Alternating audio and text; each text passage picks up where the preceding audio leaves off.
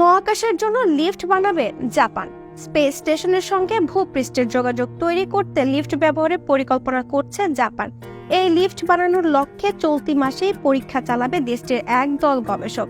কেবলযুক্ত এই লিফটে পৃথিবী পৃষ্ঠ থেকে মহাকাশ কেন্দ্রে যাত্রী ও মালামাল পাঠানো যাবে বলে প্রতিবেদনে জানিয়েছে প্রযুক্তি সাইট সিনেট। মহাকাশে লিফট বানানোর লক্ষ্যে ইতিমধ্যে একটি পরীক্ষা চালিয়েছে জাপানের শিজুকা ইউনিভার্সিটি এবং অন্যান্য প্রতিষ্ঠানের একদল গবেষক।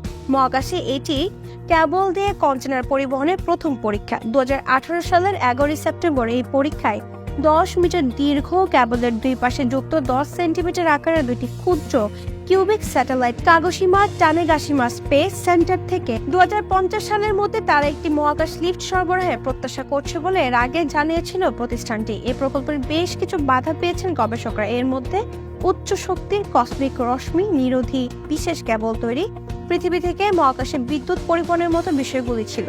মহাকাশে যাতায়াতের লিফট তৈরি করা গেলে এটির খরচ বাঁচানোর পাশাপাশি মহাকাশ ভ্রমণের ঝুঁকিও অনেকটা কমবে বলে ধারণা করা হচ্ছে। বর্তমানে শাটলের মাধ্যমে মহাকাশে প্রতি কেজি কার্গো পাঠাতে খরচ হয় প্রায় 22,000 মার্কিন ডলার। এক্ষেত্রে লিফটের মাধ্যমে খরচ পড়বে প্রায় $200। গবেষকদের ধারণা, ঘন্টায় সর্বোচ্চ 200 কিলোমিটার বেগে ছুটতে পারবে এই লিফটটি। এতে আন্তর্জাতিক মহাকাশ কেন্দ্রে পৌঁছাতে এটি সময় লাগবে মাত্র 8 দিন।